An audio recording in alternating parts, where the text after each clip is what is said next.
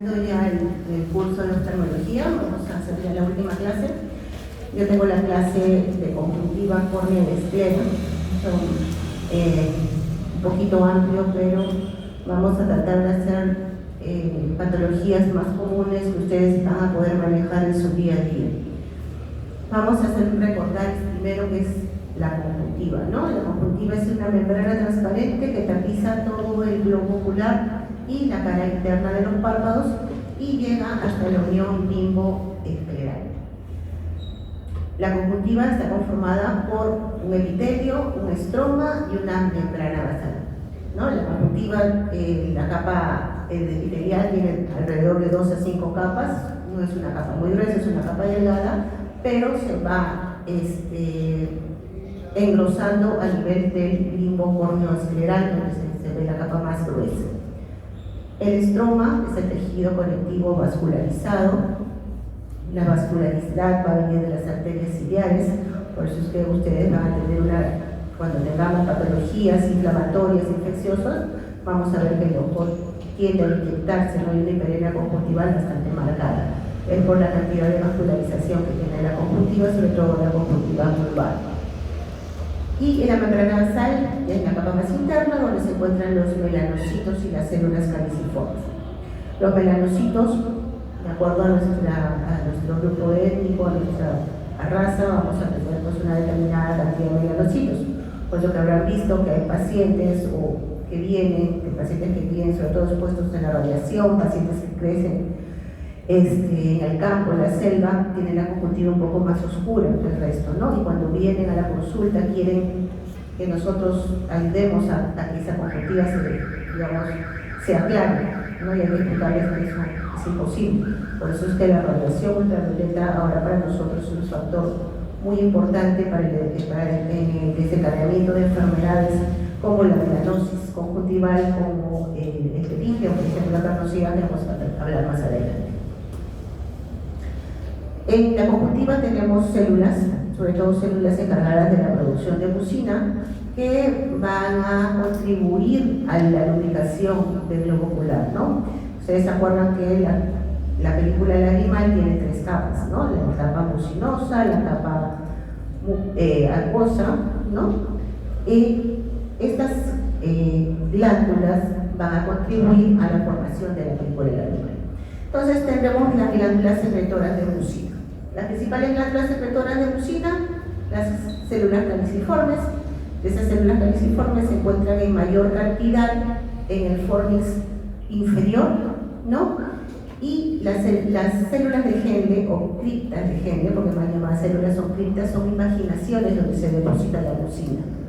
Las células de Mans, que se encuentran alrededor del limbo, y las glándulas accesorias lagrimales de Strauss y de Wolfing, que se van a encargar junto con la glándula lagrimal accesoria, la lágrima lagrimal principal,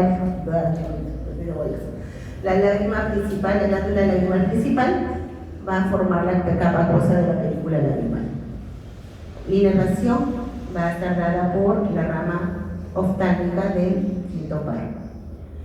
Entonces, viendo que la conjuntiva tiene gran cantidad de glándulas, va a ejercer un efecto protector del globo ocular, ¿no? Por la misma secreción de mucina y de células caliciformes. Además, va a intervenir mucho también en la inmunidad. Tiene presencia de inmunoglobulina A y inmunoglobulina G10. Por eso nos vamos a explicar más adelante cuando veamos las conjuntivitis tipo alérgicas, porque también se altera la conjuntiva en estos casos, ¿no? Protección antibacteriana, al igual que la película lagrimal, la conjuntiva también contribuye contra los efectos infecciosos que se puedan producir. Los párpados, la conjuntiva a nivel palpebral es una conjuntiva fija, y la conjuntiva vulvar es la que le va a dar la movilidad al globo ocular. Vamos a ver qué patologías vamos a presentar a nivel conjuntival. Vamos a tener primero las conjuntivitis, que son las más frecuentes, las más comunes. Tenemos 3 tipos de conjuntivitis: las virales, las bacterianas y las alérgicas, ¿no? Entonces vamos a hablar primero de las conjuntivitis virales, Estas conjuntivitis virales, el agente principal es el adenovirus. Como su nombre lo dice, secundario a algún problema o algún antecedente de enfermedad de tipo viral. ¿No? Generalmente, pues cuando tenemos pacientes con resfriados comunes, virales de las vías respiratorias. No se caracteriza por tener secreciones abundantes, como vamos a ver ya las bacterianas. En este caso, lo que marca es la hiperemia y el actimeo, ¿no? El proceso inflamatorio que se va a producir a nivel de la conjuntiva, la presencia de folículos, como ven ustedes, sobre todo en el tarso superior, cuando ustedes se vierten el párpado, van a ver la cantidad de folículos que se localizan en el tarso superior. El tratamiento, al ser un problema viral, obviamente no va a tener tratamiento, se va a autolimitar de forma espontánea, pero tenemos que tratar las principales molestias del paciente, como son el ojo rojo, el lagrimeo, ¿no? El ardor, la sensación de cuerpo extraño que pueda presentar. Podemos usar lubricantes oculares, que me va a servir también para bloquear el proceso inflamatorio, o podemos usar vasoconstrictores si hay un ojo rojo muy marcado. A diferencia de las virales, en las bacterianas sí el predominio va a ser la cantidad de secreciones verde amarillentas que se van a presentar, la hiperemia mucho más marcada que en un proceso viral. No va a presentar una disminución de la agudeza visual, salvo también haya un compromiso a nivel corneal. Pero si no hay compromiso corneal, no se va a ver comprometida la agudeza visual. Puede haber cierto dolor por el mismo proceso inflamatorio que se produce, sensibilidad a la luz, fotofobia, ¿no? El tratamiento, en caso de las bacterianas, primero se debe identificar el factor que está produciendo este tipo de infección. Generalmente son los estafilococos aureus de epidermidis que viven a nivel de los bordes vertebrales. Tratamiento antibiótico, en estos casos usamos antibióticos. En el mercado tenemos los aminoglucósidos en forma de gotas, ¿no? Como la tobramicina, que es el más usado. Tenemos los ciprofloxacinos, el moxifloxacino, que son que bien pueden venir asociados o no a corticoides. ¿Cuándo usar una gota asociada a un corticoide? Cuando tengo un proceso inflamatorio marcado, pero sin compromiso a nivel del epitelio corneal. Si no hay compromiso corneal, puedo usar un corticoide para que me ayude a resolver de forma más rápida el proceso inflamatorio. ¿Cuál es la dosis? La dosis normal de cualquier gota es una sola gota, el resto se va a eliminar, ¿no? Una gota cada 4 horas, generalmente la dosis por una semana. Si estamos usando antibióticos asociados a corticoides, máximo una semana y monitorizar la presión intraocular. Porque ¿qué va a pasar con el corticoide? Aumenta. Puede aumentarme la presión intraocular, sobre todo la dexametasona. De los corticoides, las gotas generalmente están asociadas a dexametasona, y la dexametasona es uno de los principales corticoides que puede elevar la presión intraocular. Actualmente, previniendo eso, ya tenemos antibióticos asociados al metoprolol, ¿no? Que es un corticoide que no tiene mucha incidencia en la presión intraocular y nos está ayudando mucho en el tratamiento, sobre todo de conjuntivitis o de procesos inflamatorios en pacientes con glaucoma o susceptibles a corticoides. El otro grupo de conjuntivitis son las conjuntivitis alérgicas. Como su nombre lo dice, está asociado a enfermedades tipo alérgicas, ¿no? Pacientes que ustedes tengan con asma, con rinitis, sinusitis, niños que vienen con un prurito intenso por un frote continuo de los ojos que se repite cada cierto ciclo, probablemente estamos hablando de una conjuntivitis tipo alérgica, ¿no? ¿Por qué se caracteriza la alergia? La alergia se caracteriza, como les dije, por el prurito intenso que provoca. Puede haber una inflamación, una hiperemia a nivel de los bordes palpebrales, la presencia de papilas, tanto en el tarso superior como en el tarso inferior, y cuando se produce un frote muy intenso, lo que se va a producir es una inflamación a nivel de la conjuntiva vulvar. Esto se llama quemosis conjuntival. Y van a ver que van a tener pacientes que van a acudir a la emergencia con este cuadro, ¿no? Por un frote continuo del globo ocular. Eso se llama quemosis. También se va a autolimitar sola porque solamente es una extravasación de la lámina a nivel detrás de la conjuntiva, es lo que va a producir inflamación. Una vez que esa lágrima se comienza a eliminar, también el proceso va a comenzar a bajar. En el caso de las conjuntivitis alérgicas, el tratamiento netamente es tratar el problema alérgico sistémico y tratar la alergia con gotas antihistamínicas. En el mercado tenemos dos principales tipos de antihistamínicos, la olopatadina, que nos viene al 2%, la administración de la olopatadina es una gota por la noche, que es donde más intenso es el prurito, y dejamos la administración del antihistamínico por lo menos un mes, ¿no? Para evitar la recidiva del proceso alérgico. Si es que hay una inflamación mayor, en caso de que tengamos quemosis, una hiperemia conjuntival muy marcada, una hiperemia a nivel palpebral, podemos asociarlo también a corticoides y a lubricantes, ¿no? El corticoide, como les había dicho, tenemos el oloprenol y tenemos también la fluorometolona, que son dos de los corticoides actualmente que usamos más por la menor incidencia que tiene sobre la presión intraocular. Si queremos producir un efecto antiinflamatorio, el corticoide lo podemos administrar 3 a 4 veces al día, pero por una semana, de todas maneras, monitorizando la presión intraocular. ¿No? Y esta es una gama de gotas que contamos actualmente de algunas casas, ¿no? La olopatadina, tenemos el ketotifeno también en aler, ¿no? Algunas lágrimas que también tenemos en el mercado. Actualmente la tendencia es usar lubricantes sin preservantes para evitar el daño del epitelio corneal, ¿no? Porque ahora las lágrimas se usan de forma muy constante, muy crónica. Entonces, si queremos preservar nuestro epitelio corneal, queremos preservar la salud corneal, tenemos que usar lágrimas que no estén asociadas actualmente a preservantes, ¿no? Y la fluorometolona, como les había dicho, como agente antiinflamatorio. Entonces, un pequeño cuadrito para ver la diferencia en ambas y cómo se caracterizan ambas, ¿no? Si estamos frente a un proceso viral, probablemente vayamos a tener secreciones acuosas. En las bacterianas las secreciones son más verde amarillentas, y en las alergias directamente es el prurito. Entonces, para ver cómo podemos nosotros identificar frente a qué tipo de conjuntivitis estamos y cómo podemos iniciar el tratamiento frente a cada una de ellas. Otra patología también que van a presentar frecuentemente y que la van a ver frecuentemente es la hemorragia conjuntival. ¿Por qué se produce la hemorragia conjuntival? A ver quiénes hemos estado en consulta. Por traumas puede producirse hemorragia conjuntival. ¿Qué más?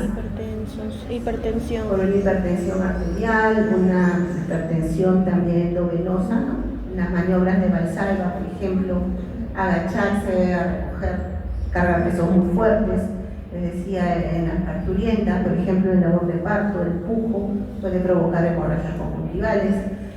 En los niños con excesos de tos puede provocar hemorragias conjuntivales.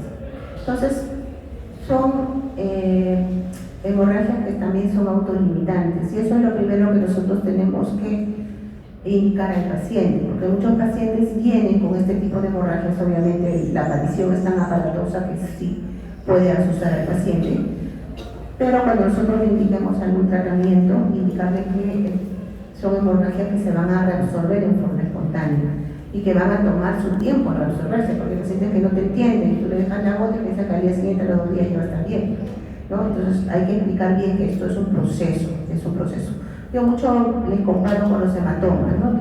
Usted si se golpea, va a tener un hematoma en la piel. Por más que se aplique hidroid, compresas, hielo, lo que sea, igual ese hematoma se va a reabsorber, va a tomar su tiempo para resolverse, ¿no? Dependiendo del grado de hemorragia también se va a tomar un tiempo de reabsorción.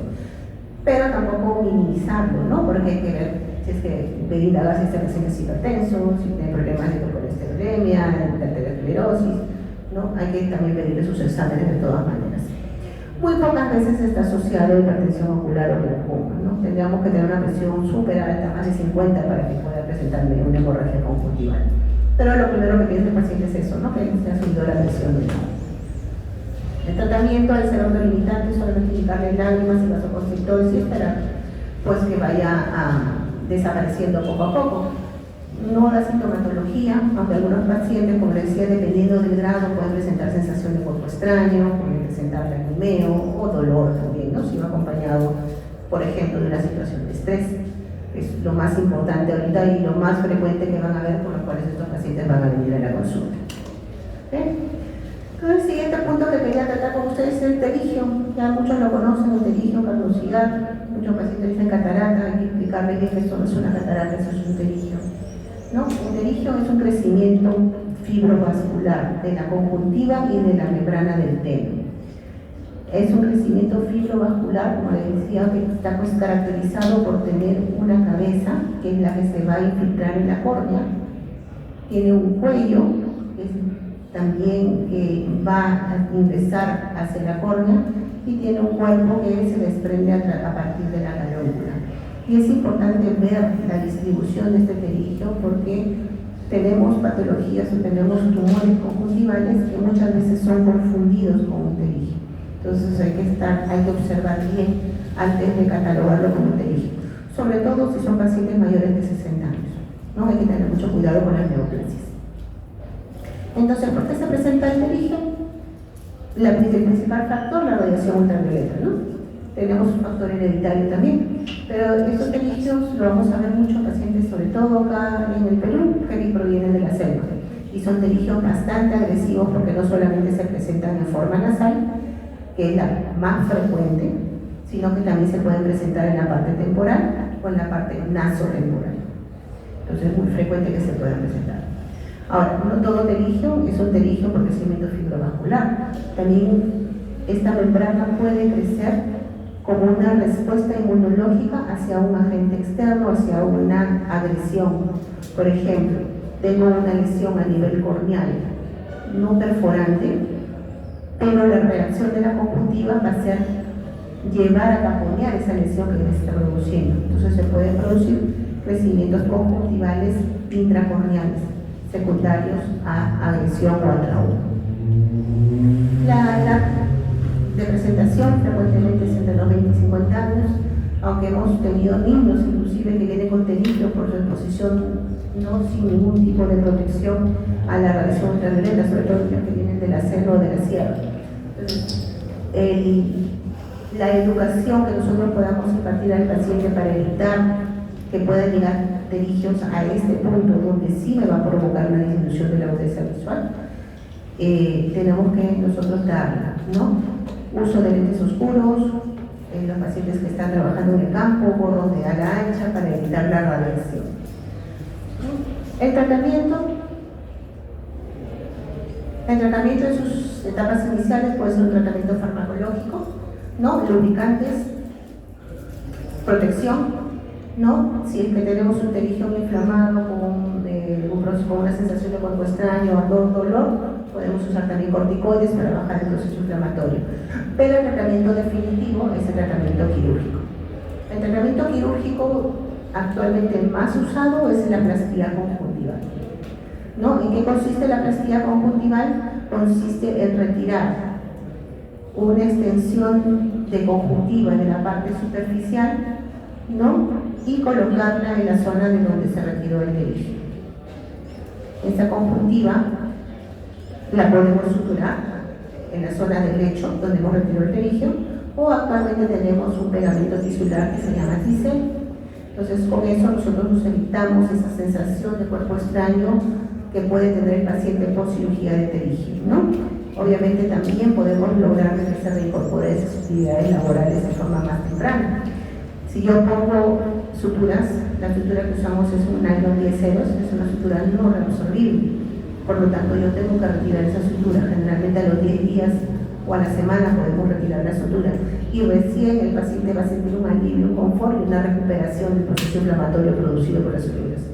En cambio, con el Tisel ponemos el pegamento y ese ojito a los 3-4 días a la semana ya está desinflamado y puede reincorporarse rápidamente a sus actividades. Como les decía, es importante ver si esta conjuntiva es un pterygium o esa conjuntiva es una membrana tumoral.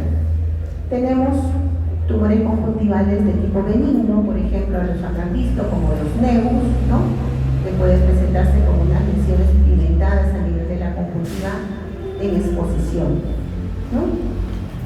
La conjuntiva, si se van a dar cuenta, la conjuntiva que está por debajo de los párpados es una conjuntiva menos pigmentada. Las conjuntivas más pigmentadas serán la conjuntiva por exposición, por eso es importante el tratamiento preventivo, ¿no? ¿Qué más tenemos? La presencia de angiomas. Han visto que tienen ojos pacientes con ojos rojos crónicos. También se puede presentar el crecimiento de vasos a nivel de la conjuntiva, ¿no? Que me va a provocar la formación de esos angiomas. Tenemos los dermoides. Los dermoides son pequeños tumores o teratomas que son benignos, pero se forman durante la etapa de gestación.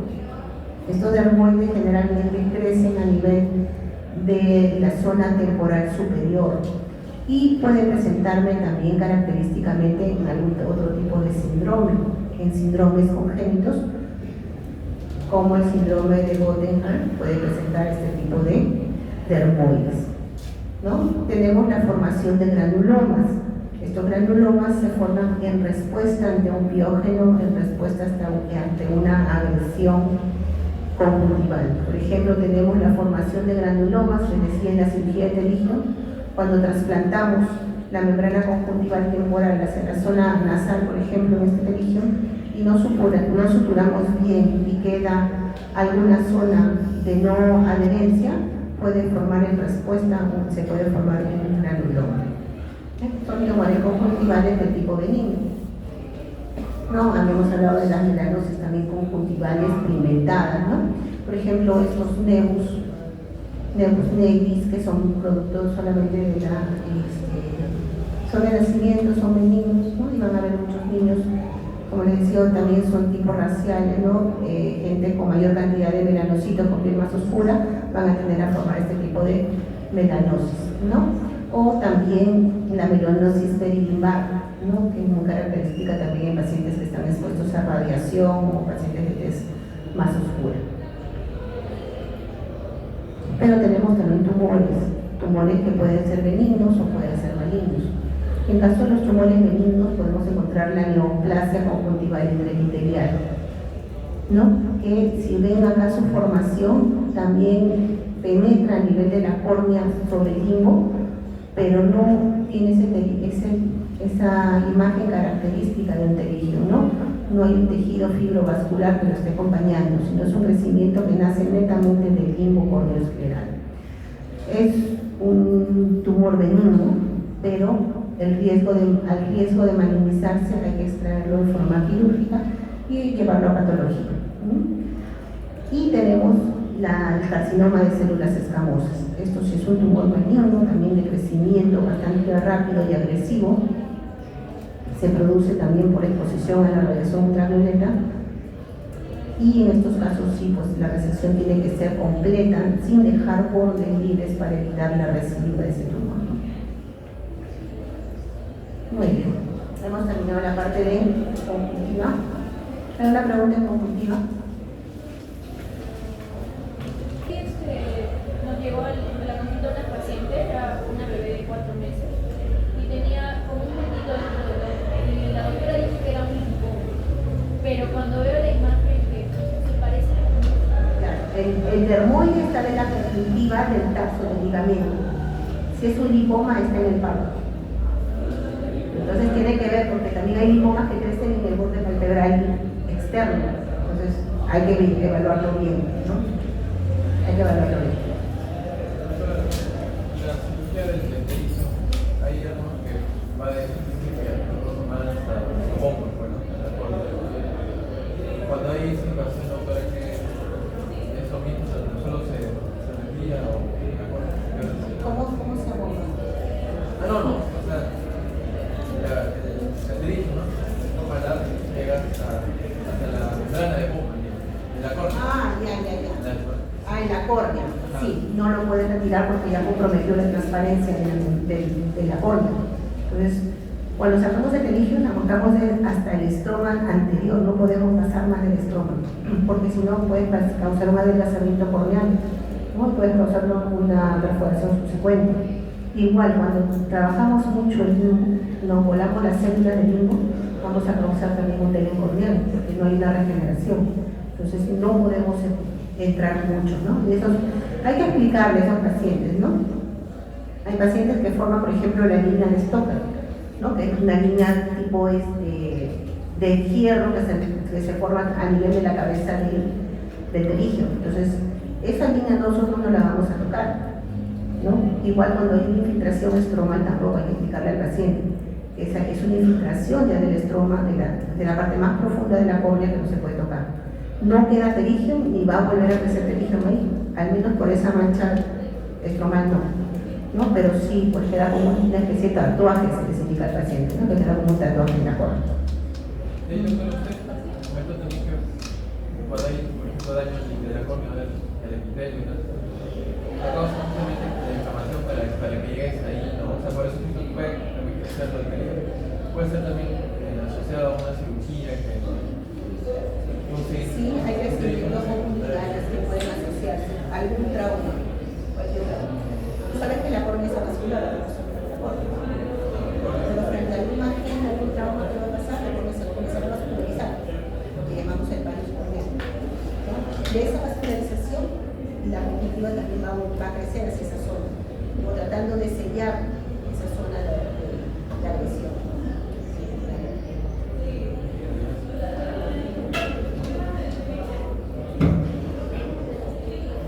Listo.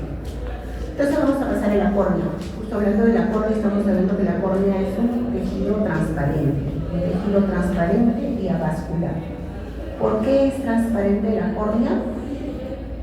Por la distribución de sus fibras de colágeno. Hay una distribución uniforme de las fibras de colágeno y eso le va a dar la transparencia a la córnea. ¿Por qué la esclera no es transparente y la esclera es blanquecina? Por lo mismo, ¿no? Porque hay una distribución, pero ya hay una distribución no uniforme, ¿no? Y eso le va a dar una coloración blanquecina. Entonces, la córnea tiene una cara anterior y tiene una cara posterior. El diámetro promedio de la córnea es entre 11 y 12 aproximadamente, siendo más grande a nivel horizontal. ¿Por qué es importante evaluar también el diámetro de la córnea? Porque van a ver que hay muchas enfermedades que les van a producir por una alteración en el diámetro córnea, que ya les vamos a ver. El espesor promedio de la córnea entre 500 y 600 libras. Córneas más delgadas me van a ser propensas a estasias corneales. Córneas más gruesas me puede estar indicando también algún otro tipo de enfermedad a nivel del endotelio. Curvaturas corneales normales, 43 dioptrías, ¿no? Esas 43 dioptrías se van a unir a las 20 dioptrías que tiene el cristalino para darnos el poder refractivo total del globo ocular. O sea, quiere decir que nosotros tenemos 63 dioptrías de poder refractivo a nivel del globo ocular. La córnea, ¿de dónde toma sus nutrientes? La película lagrimal por la parte externa y del humor acuoso por la parte interna. La córnea es un órgano muy sensible, se dice que más sensible que la piel, ¿no? Tiene muchas terminaciones nerviosas, ustedes se darán cuenta, si hay un pequeño pelito, una pestañita, una pequeña basurita que se coloca en la córnea, el dolor, el lagrimeo y la molestia van a ser excesivas. Es porque la córnea tiene muchas terminaciones nerviosas, mucha sensibilidad corneal. Por eso en pacientes que nosotros queremos someternos a cirugía refractiva, cirugía láser, donde tenemos que seccionar parte de los filetes nerviosos de la córnea, algunos pacientes nos van a presentar esa sensación de ojo seco secundario, ¿no? Que muchos dicen que son complicaciones, realmente no son complicaciones, sino hay que saber evaluar al paciente antes de someterle a una cirugía refractiva, para saber de dónde se está produciendo el ojo seco. Puede ser el ojo seco por una alteración de las glándulas del meibonio, puede ser un ojo seco por una mala producción de película de animal, por ejemplo, pacientes con artritis reumatoidea, con síndrome de Sjögren, son pacientes en los cuales estaría contraindicada la cirugía refractiva. Para evaluar la córnea, principalmente tenemos la lámpara de hendidura, que ustedes la habrán visto en el consultorio, ¿no? Si queremos evaluar la curvatura corneal, lo hacemos a través de cortes transversales oblicuos, donde podemos evaluar la transparencia de la córnea, podemos evaluar la curvatura de la córnea. Y si queremos evaluar el epitelio, agresiones a nivel del epitelio corneal, lo hacemos a través de la luz de cobalto con la previa instilación de fluoresceína. La fluoresceína va a tener la córnea cuando el epitelio esté dañado. Si el epitelio está indemne, está sano, la fluoresceína no va a tener esa córnea. ¿no? ¿Para qué nos sirve también esto? Por ejemplo, para evaluar el tiempo de evaporación de la película neuronal, ¿no? El pre-cap time, ¿no? Si el tiempo de evaporación de la película lagrimal es alrededor de 10 segundos. Si esa fluoresceína es como si al agua le echara aceite, ¿no? Es un tiempo de rompimiento de esa película. Igual pasa en la córnea. Si yo le pongo la fluoresceína en contacto con la lágrima, si la fluoresceína se evapora muy rápido, en menos de 10 segundos, quiere decir que yo estoy hablando de un ojo seco tipo evaporativo. ¿Bien? Esta es una topografía corneal, es un Pentacam, nos va a medir la curvatura y el espesor corneal, ¿no? Curvaturas normales habíamos dicho 43, curvaturas mayores de 47, estamos hablando de lentacia corneal, como podemos ver en este cuadro, que ya lo vamos a ver más adelante. Tenemos la microscopía especular, es un examen que me va a medir la cantidad de células endoteliales. Y la cantidad de células endoteliales es muy importante porque las células endoteliales me van a preservar la transparencia del córnea. Disminución de células endoteliales, agresión de las células endoteliales, me va a producir un edema corneal con la pérdida de la transparencia corneal, con la subsecuente disminución de la agudeza visual. Las células endoteliales no se regeneran, por lo tanto tenemos que protegerlas y hay enfermedades también congénitas que pueden provocar una disminución de las células endoteliales. Estas células, desde que nacemos, alrededor de 3.000 células por campo y van disminuyendo con la edad. Y eso hay que tenerlo en cuenta, sobre todo cuando vamos a entrar en pacientes para cirugía de catarata, que tenemos que tener un contagio de células endoteliales, más de 1.500 células para poder tener un éxito en la cirugía y evitar una agresión corneal. ¿No? Si vemos en esta foto, vamos a ver que acá hay pérdida de células endoteliales que me está hablando de alguna distrofia. Vamos a ver que hay anomalías congénitas en la córnea, ¿no? Tenemos la microcórnea y la megalocórnea. La microcórnea, como su nombre lo dice, son córneas de diámetro muy pequeño, menos de 12 milímetros de diámetro. Y estas microcórneas pueden estar asociadas a un otro tipo de síndrome, como el síndrome de Ehlers-Danlos, la rubiola, la trisomía 21, los síndromes de Down pueden estar asociados a una microcórnea. El tamaño del globo ocular es normal, pero el diámetro corneal es muy pequeño, ¿no? Se puede presentar también asociados a coloboma de iris. Esta ausencia de iris en la parte inferior se llama coloboma de iris. Vemos también una microfagia, un cristalino pequeño. Puede haber también un deslizamiento del cristalino, ¿no? Como vemos acá, que es un cristalino pequeño, pero está desplazado hacia abajo, ¿no? Hay una alteración en la posición del cristalino también. En caso de la megalocórnea, es a la inversa, ¿no? Es un globo ocular normal, pero un diámetro corneal mayor de 13 milímetros, ¿no? La córnea es transparente, lo que es su transparencia, generalmente se presenta en forma bilateral, también está asociado a otro tipo de síndromes, pero en este caso sí nosotros tenemos que observar bien, porque muchas veces puede ser confundido con un glaucoma congénito. En los glaucomas congénitos, por la tensión que se ejerce sobre el ojo, la córnea también va a tender a estirarse. Entonces van a ver que los niños con glaucoma congénito van a cursar con oftalmo, van a cursar con un diámetro corneal mayor. Entonces es importante cuando nosotros tenemos, por ejemplo, niños que tienen, con la madre refiere que el lagrimeo de un ojo, el ojo un poquito más grande, a veces con legañas, muchas veces son confundidos con una conjuntivitis y mal tratados con una conjuntivitis porque ¿qué hacen? Cuando van a la farmacia lo primero que le dan es el Fermidex. ¿Qué es el Fermidex? Es una neomicina asociada a una dexametasona. ¿Qué va a hacer la dexametasona? Va a subir aún más la presión ocular. Entonces hay que observar bien y hay que indagar bien sobre las características de ese niño, sobre todo cuando vea un diámetro corneal bastante grande. Cuando ya hay una pérdida de la transparencia corneal se llama esclerocórnea, ¿no?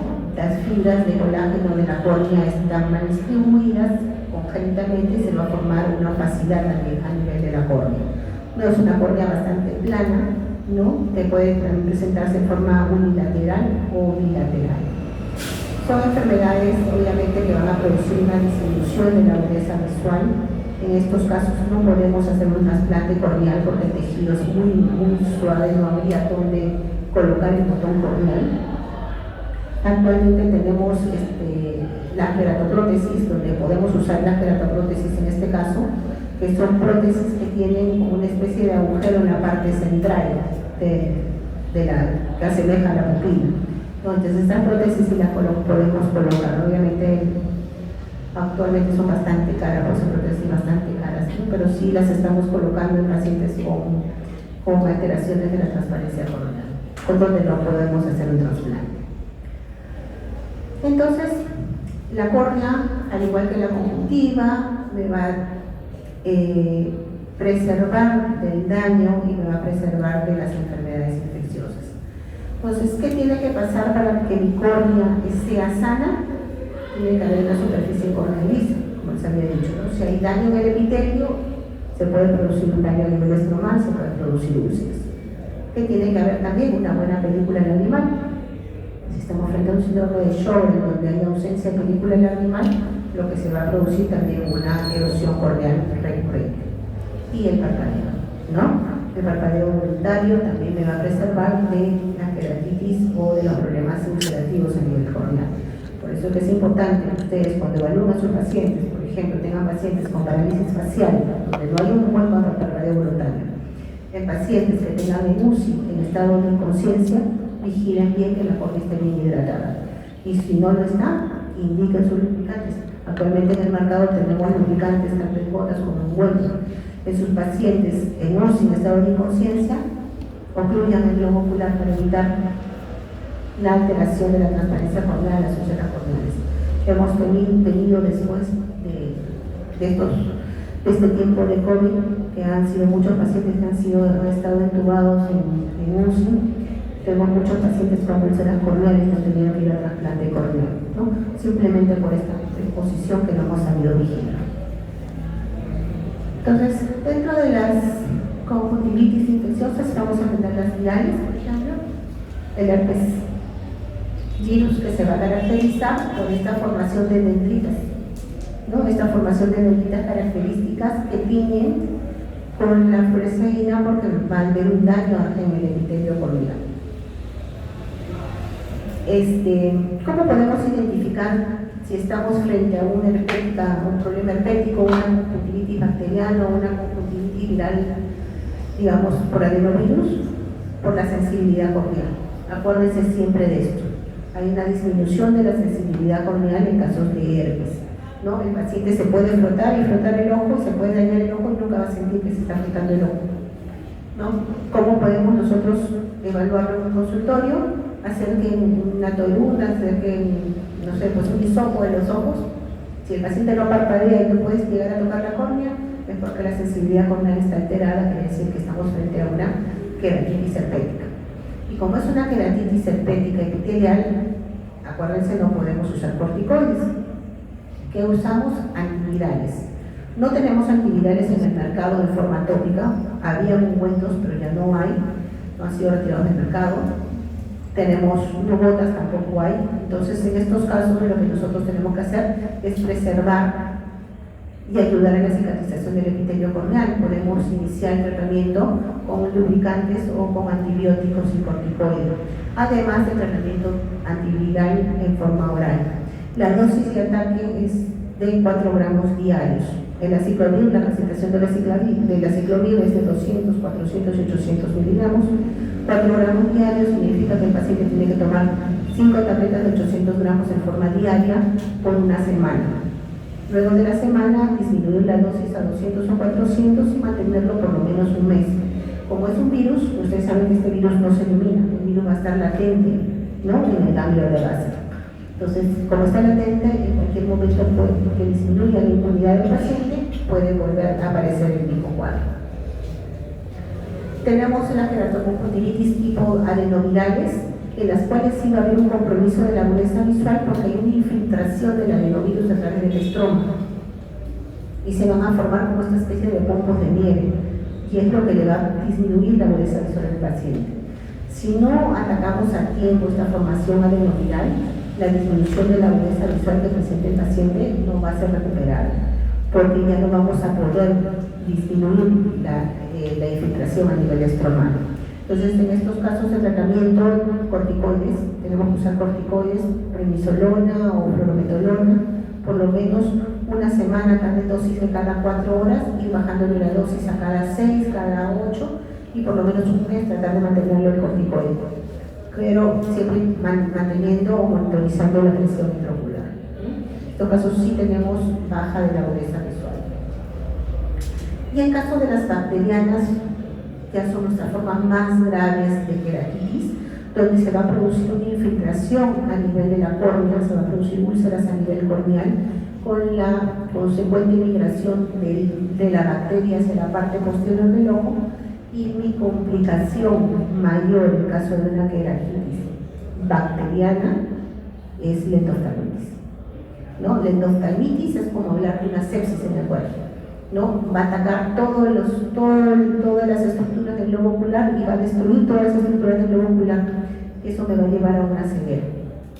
Entonces, esto es lo que tenemos que evitar. Cuando detectemos una queratitis, obviamente la única manera de saber cuál es el agente es el cultivo.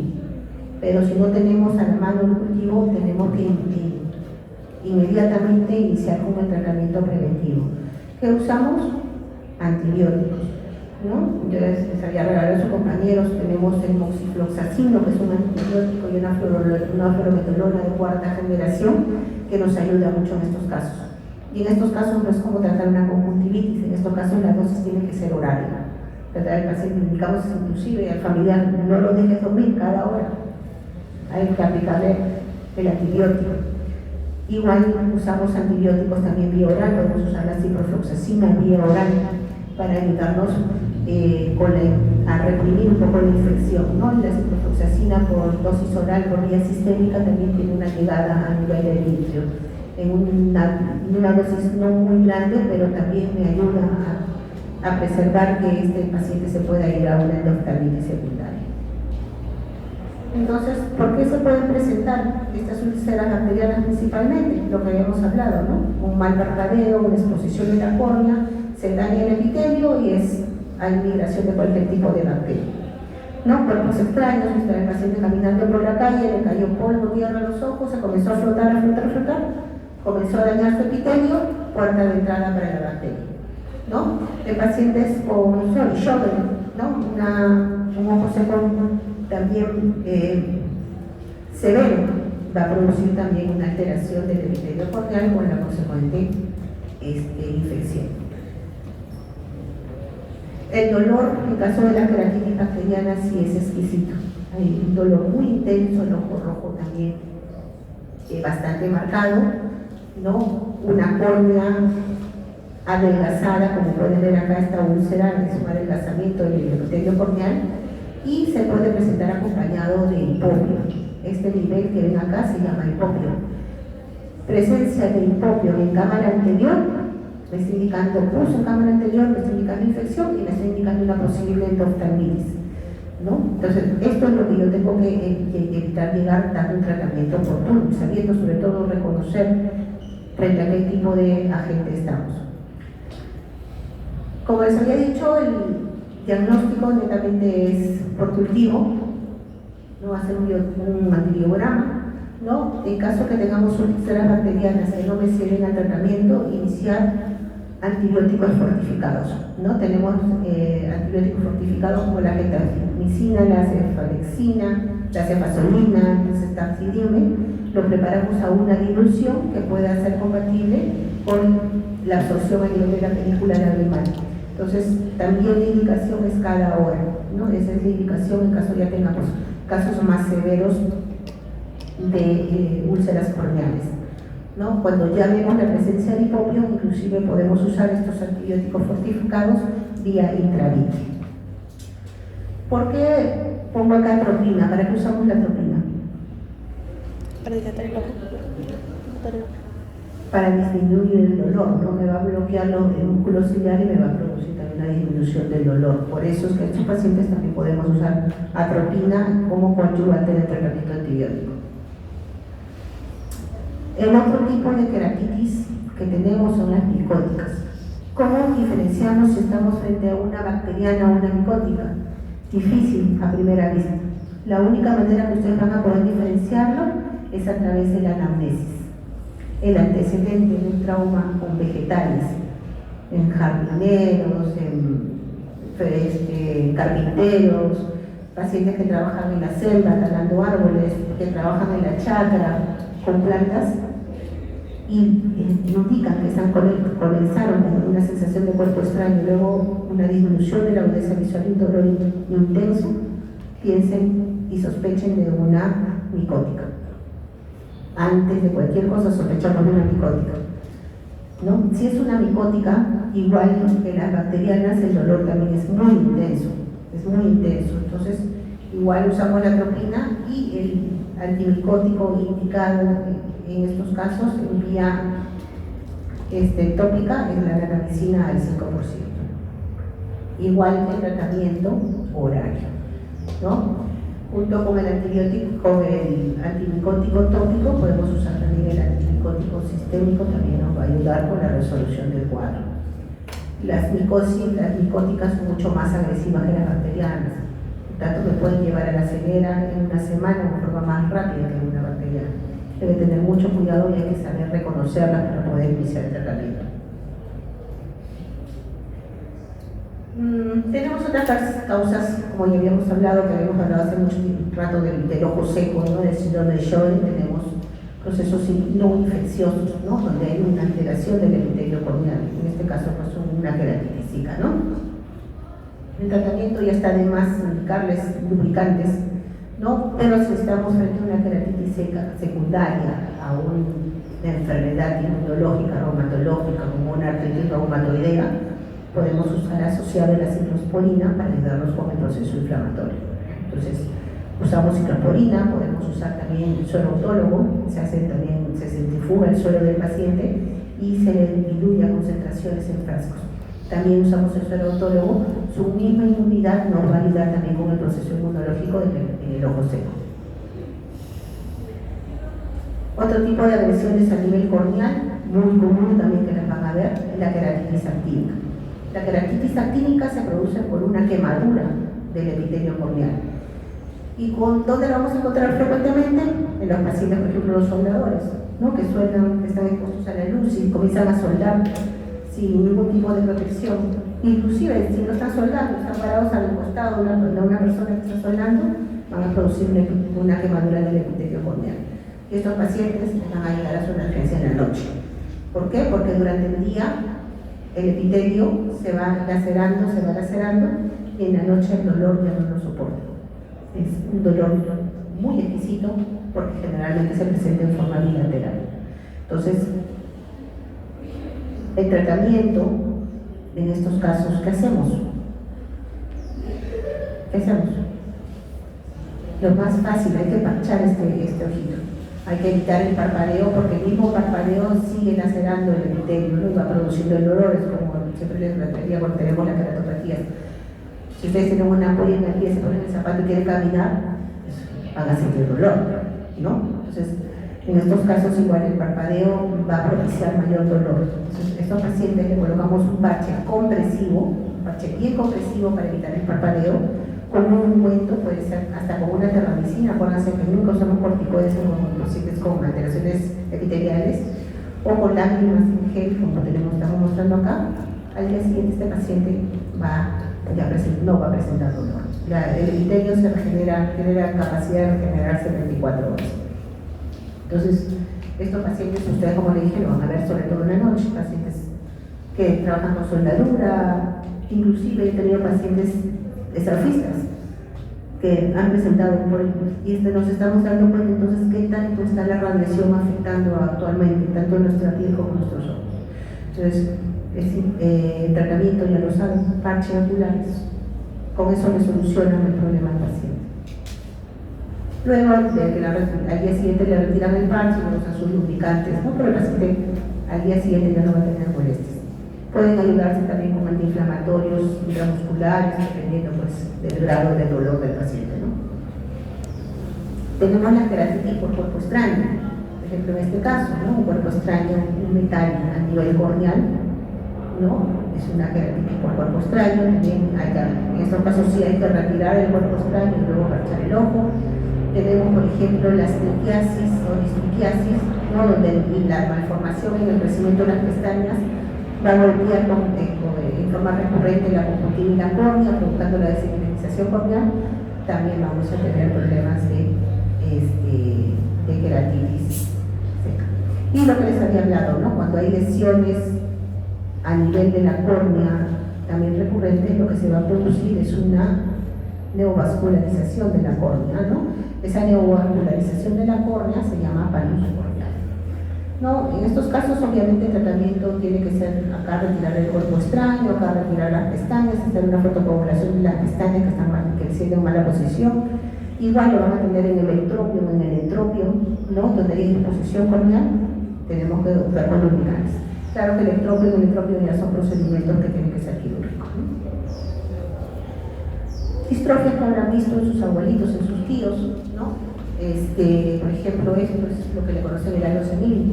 No hay muchos pacientes que vienen y dicen se me está aclarando el ojo, se me está poniendo más clarito, y no es que se está aclarando el ojo, sino que estos depósitos lipoproteicos que se producen a nivel de la córnea van a producir esa claridad, ese halo, ¿no?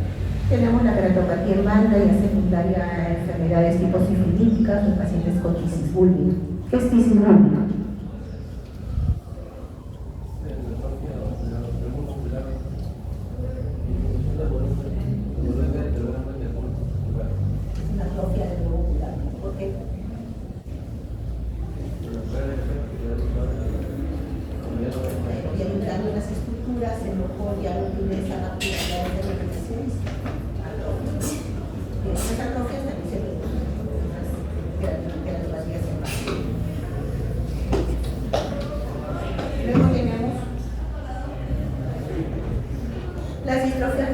La distrofia de Fuchs es una distrofia del endotelio. Les había dicho que alteraciones en el endotelio corneal le van a producir una opacidad progresiva de la córnea, ¿no? Con una disminución de la agudeza visual, ¿no? En este caso, la distrofia de Fuchs es una enfermedad degenerativa que generalmente comienza a manifestarse a partir de los 60-70 años en las personas adultas mayores.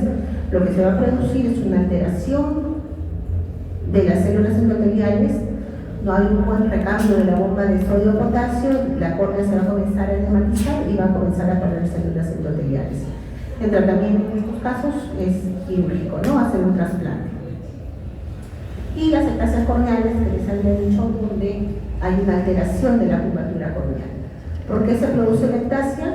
Porque no tenemos un número adecuado de células de fibras de colágeno. Entonces, esa córnea, por la debilidad de las fibras de colágeno, va a crecerse hacia adelante como si fuera un chupón, como no, hacia adelante.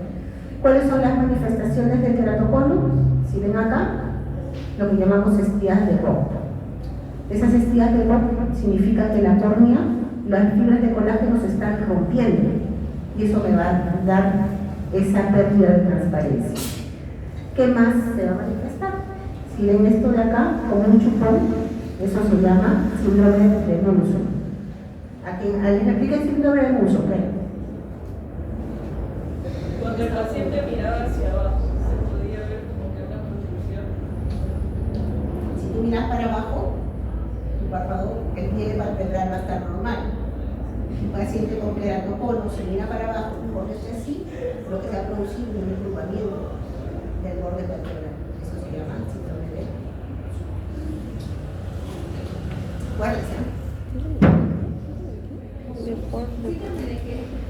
Munson. ¿Cómo evaluamos las ectasias?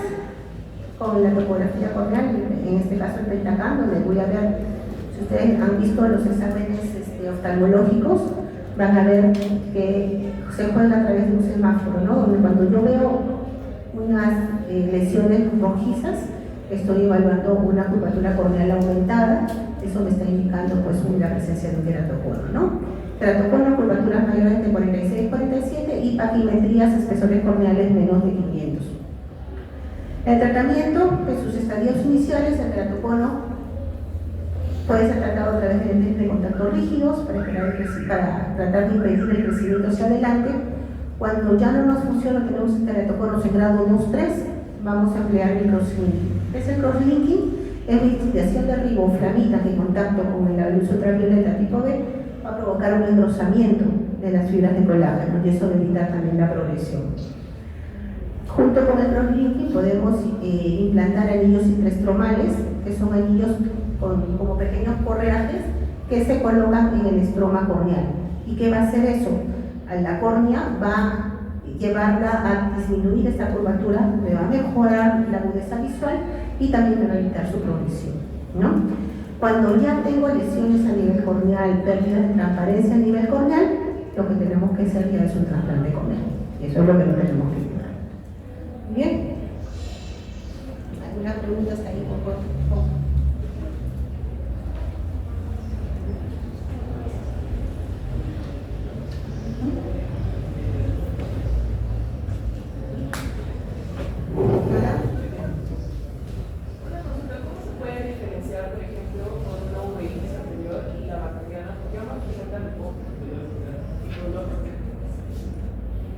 Una uveitis Anterior. A ver, puede ser uveitis anterior o uveitis posterior. Las uveitis pueden ser inflamatorias o pueden ser infecciosas. Si estamos frente a una uveitis inflamatoria, ¿qué estamos pensando?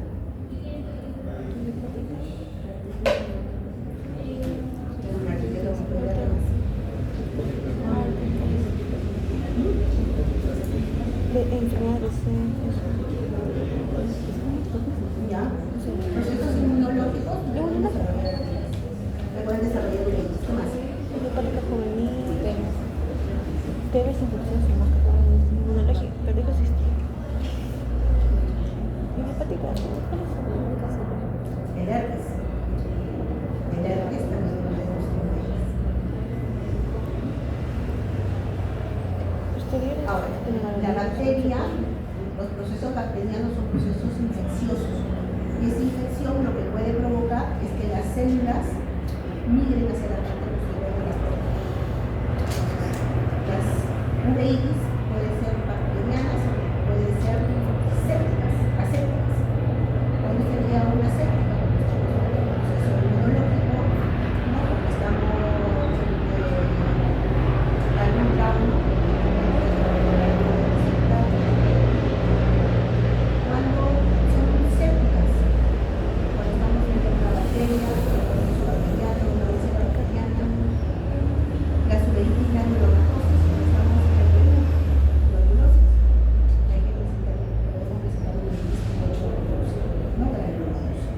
Entonces, la bacteria va a provocar una uveitis que puede ser anterior o posterior, dependiendo del grado de infección, ¿no? De infestación. Bueno, la esclera es el último tema.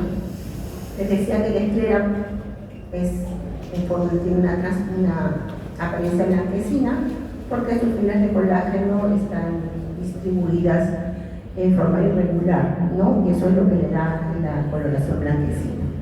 También tiene gran cantidad de melanocitos, por eso es que hemos visto que también los ojos oscuros o los melanomas a nivel de la conjuntiva y de la esclera, ¿no? Tiene una vascularidad también, ¿no? Y tiene un efecto inmunológico, por eso es que pacientes, así como hemos estado hablando de uveitis, pacientes con enfermedades inmunológicas le van a hacer procesos de escleritis.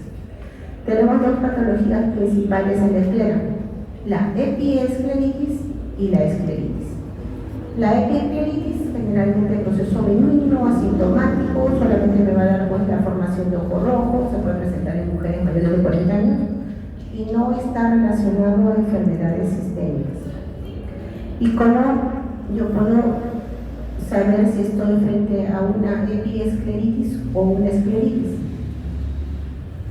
¿Cómo podría diferenciar? Si viene un paciente con el ojo rojo, ya descartaron no es uveitis, ya descartaron no es glaucoma, entonces te queda la epiescleritis y la escleritis.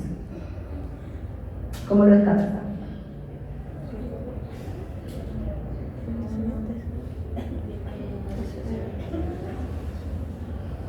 Ya, bueno.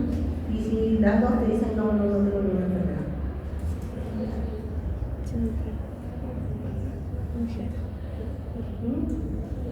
Hay un test que es el test de El test de fenilefrina. Si estamos frente a una escleritis con la fenilefrina, que es un vasoconstrictor, va a producir el cierre de los vasos, lo que va a producir pues, un alivio del ojo rojo. En cambio, en las escleritis es un ojo rojo más doloroso, un ojo rojo rutilante, ¿no? Que no respondería al test de fenilefrina, ¿no? En el caso de las escleritis está ligado a enfermedades inmunológicas, igual que la uveitis, por eso es importante saber frente a cuál de los dos cuadros se está presentando.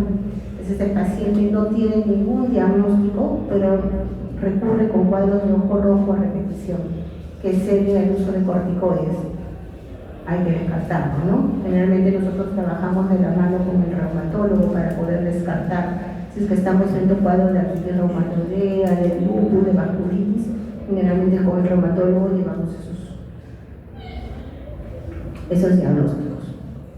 Entonces, como les había dicho, en las escleritis tenemos dos tipos también, las no necrotizantes y las necrotizantes. Las dos cursan con un ojo rojo doloroso. Generalmente se van a ver que las escleritis son muy sectorizadas, los vasos están más engurgitados, ¿no? Y el dolor va a ser exquisito. Generalmente el paciente no va a referir del dolor en todo el globo ocular, sino en un sector donde haya mayor inflamación del tejido. El tratamiento, si hay dolor, AINES, ¿no? Si hay proceso inflamatorio, como hay proceso inflamatorio, tenemos que usar corticoides, tanto orales como tópicos, ¿no? Y si es una no necrotizante y hay un proceso inflamatorio doloroso, podemos inyectar triamcinolona subconjuntival, que es un corticoide de depósito. Eso nos ayuda también con el proceso inflamatorio doloroso. Cuando estamos frente a las necrotizantes, lo que va a pasar es que la esclera se va a adelgazar, ¿no? Y ¿qué va a pasar? Que se va a perforar, ¿no? Si ustedes ven acá, la conjuntiva, ya no hay conjuntiva en esta zona, la esclera está súper adelgazada y acá ya no tenemos esclera, ¿no? Hay una perforación escleral. Estamos frente a una escleritis necrotizante, ¿no? Como les había dicho, siempre trabajamos de la mano del reumatólogo porque ¿cómo tratamos esto? Lo único que podemos hacer acá es colocar parches esclerales, así como hacemos trasplante de córnea, hacemos trasplante de esclera, entonces llamamos parches esclerales. Pero si es una esclera muy fiable, muy delgada, no va a haber donde anclar los puntos para colocar el parche. Entonces tenemos que trabajar con el reumatólogo, con la instilación de inmunosupresores, terapias endovenosas, hasta poder tratar de regenerar y bajar el cuadro inflamatorio que se está presentando para luego proceder al trasplante corneal. Ustedes habrán escuchado de las escleras azules, ¿no? Las llaman escleras azules porque el adelgazamiento va a provocar que se vea la coroides, la parte posterior de la coroides. Por eso es que se ve le da esa coloración azulada, ¿no? Ese es el caso de las escleritis necrotizantes. Acuérdense que las escleritis son dolorosas. O sea, ustedes tienen para descartar ojo rojo doloroso, uveitis, escleritis, glaucoma agudo. Son los principales cuadros que podrían descartar ojo rojo doloroso. Muy bien. Muy bien. Terminamos la clase. Yo generalmente les suelo dar una clase de repaso preparándolas para el examen, pero creo que la mayoría de ustedes están muy cansados, así que los que quieren, si tienen la opción de quedarse, los que no pueden retirarse tranquilamente, no hay ningún problema, ¿no?